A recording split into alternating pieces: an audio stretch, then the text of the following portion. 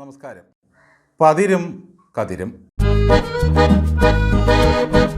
ഇന്ത്യയും ചൈനയും തമ്മിൽ യുദ്ധം നടക്കുന്ന കാലം പാവം VK കൃഷ്ണമേനോൻ പാർലമെന്റിൽ ഒരു പ്രസ്താവന നടത്തി. ഓരോ ഇഞ്ചും ചൈനക്കാരോട് പൊരുതാതെ ഞങ്ങൾ വിട്ടുകൊടുത്തിട്ടില്ല. അതിനെപ്പറ്റി രാജാജി ഒരു പത്രത്തിലെഴുതിയ പരിഹാസക്കുറിപ്പ് ഇങ്ങനെയായിരുന്നു: ഒരു ഇഞ്ചിന് എത്ര മൈലോളം ഉണ്ടാകും.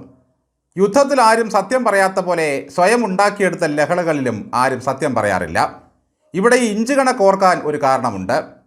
ഒരു ചെറിയ ജീവിതം കൊണ്ട് ഒരു പാർട്ടിക്ക് ഇത്ര വലിയ ആഘാതം തലസ്ഥാനത്ത് നൽകിയ ഒരാൾ വീട്ടിലിരുന്ന് വാട്സാപ്പിൽ ഒരു സ്റ്റാറ്റസ് ഇട്ടു. ഒരിഞ്ച് പോലും പിന്നോട്ടില്ല.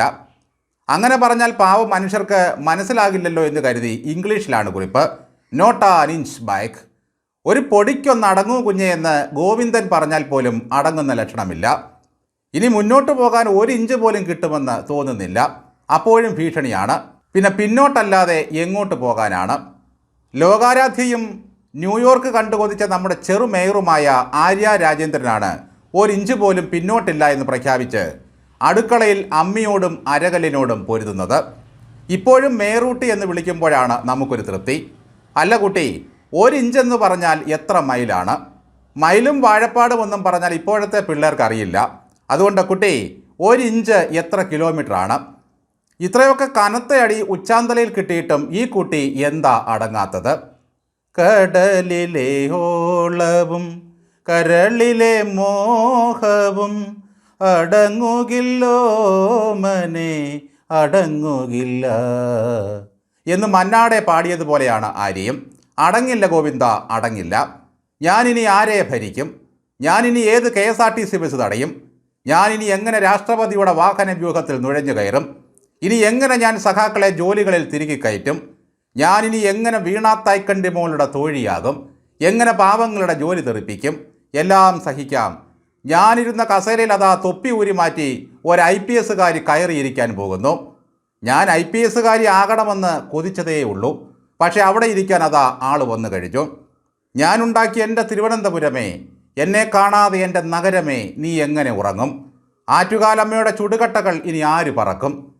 ലോകരാജ്യങ്ങളിൽ പോയി ഇനി ആര് അവാർഡ് വാങ്ങും? ന്യൂയോർക്ക് നഗരം അക്ഷരാർത്ഥത്തിൽ വിറങ്ങലിച്ച് നിൽക്കുകയാണ്.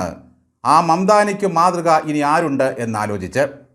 ജോലി പോയ സ്ത്രീകൾ ഭർതൃഗ്രഹത്തിലേക്ക് മടങ്ങുന്നതാണ് ഉത്തമം എന്ന് പാർട്ടിക്കറിയാം. അതുകൊണ്ടാണ് പറഞ്ഞത് കോഴിക്കോടിന് പോയിക്കൊള്ളാൻ. 4-5 മാസം കഴിയുമ്പോൾ ഭർത്താവിനും പണി പോകും. അതുകൊണ്ട് 2 പേർക്കും കൂടി വീട്ടിലിരുന്ന് ലോകകാര്യങ്ങൾ സംസാരിക്കാം. പക്ഷേ യദു അപ്പോഴും വണ്ടി ഓടിച്ച് നടക്കും. കോടതിയിൽ കേസ് വിചാരണയ്ക്ക് വരുമ്പോൾ കുറേ ആംഗ്യങ്ങൾ കാണിക്കേണ്ടി വരും. അതിനാൽ ആംഗ്യമുദ്രകളിൽ പരിശീലനം തുടങ്ങണം. ഏകമുദ്രയും ദ്വിമുദ്രയും പഠിക്കേണ്ടി വരും. കുട്ടി വിഷമിക്കേണ്ടതില്ല. മെയ് മാസത്തോടെ മറ്റവരും ക്ലിഫ് ഹൗസ് ഒഴിയും. തൊട്ടിലാട്ടിയും താരാട്ടിയും എപ്പോഴും തന്നോടൊപ്പം ഉണ്ടായിരുന്ന സഖാക്കൾ പോലും തലപൊക്കി തുടങ്ങിയല്ലോ മേയറെ. വഞ്ചൂർ ബാബുവിൻ്റെ മകൾ ഗായത്രി ബാബു എഴുതിയത് എന്തൊക്കെയാണ്? മേയറുടെ അഹങ്കാരം, മനുഷ്യത്വമില്ലായ്മ, പാവങ്ങളോടുള്ള പുച്ഛം, അങ്ങനെ എന്തെല്ലാം. വീണുകിടക്കുന്ന മരത്തിൽ ആർക്കും ചാടിക്കയറാം. പൂമരമായി കുട്ടി പൂത്തുലഞ്ഞ കാലത്ത് എത്ര പേരായിരുന്നു പൂവെറുക്കാനും കുട ചൂടിക്കാനും. കുട്ടിയുടെ തലവെട്ടം പുറത്ത് കാണിക്കാഞ്ഞിട്ട് ഇത്ര കനത്ത തോൽവി. അപ്പോൾ പ്രചാരണത്തിന് ഇറങ്ങിയിരുന്നെങ്കിൽ എന്താകുമായിരുന്നു അവസ്ഥ? ഇതെല്ലാം പാർട്ടിക്ക് അറിയാമായിരുന്നു. ഈ ഗായത്രി ബാബുവിൻ്റെ പിതാവ് വഞ്ചിയൂർ ബാബു പോലും ശങ്കരൻകുട്ടി നായരെന്ന് സ്വയം പേരെഴുതി ഫ്ലെക്സ് അടിച്ചതുകൊണ്ട് മാത്രമാണ് രക്ഷപ്പെട്ടത്. പിണറായി വിജയൻ്റെ കപ്പൽ മുങ്ങി പിന്നല്ലേ വഞ്ചിയൂർ ബാബുവിൻ്റെ ഓട്ട വീണ വഞ്ചി. ഒരു പരുവത്തിന് ജയിച്ചു കയറി. ഉയരം കൂടുന്തോറും വീഴ്ചയുടെ ആഘാതം കൂടും കുട്ടി.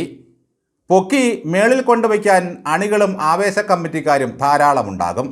വീഴുമ്പോൾ താങ്ങാൻ വെറും തറ മാത്രമേ കാണൂ. മേറൂട്ടി ഒരു കുട്ടിയുടെ വോട്ട് വെട്ടാൻ ആളയച്ചില്ലേ? ആ പെൺകൊച്ച് മുട്ടടയിൽ സഖാക്കളുടെ മുട്ടിടിപ്പിച്ചു. പാർട്ടിക്ക് വേണ്ടി ഞാൻ എന്തൊക്കെ വൃത്തികേടുകൾ ചെയ്തു, എന്നിട്ടും എന്താ ചേട്ടാ ഈ പാർട്ടി എന്നോടിങ്ങനെ? യാത്ര പറയുമ്പോൾ ആ കുന്തക്കാരൻ റഹീമിനോട് പ്രത്യേകമായി നന്ദി പറയണം. അന്ന് ബസ്സിനുള്ളിൽ കയറി വിഴുങ്ങിയ മെമ്മറി കാർഡ് ആരുടെയോ വയറ്റിൽ ദഹിക്കാതെ കിടക്കുന്നുണ്ട്. ഒരൊറ്റ റോഡ് ഷോയിലൂടെ തലയിലെഴുത്തു മാറിയ ഒരു മേയർ ഈ ലോകത്ത് വേറെ ഉണ്ടാകുമോ? മേയറുടെ ഗൗണില്ലെങ്കിൽ എന്താ, നമുക്ക് അതിലും ചേരുന്ന റെഡ് വോളണ്ടിയറുടെ വേഷമുണ്ടല്ലോ. ഒരു ഇഞ്ച് പോലും പുറകോട്ട് പോകരുത് കുട്ടി.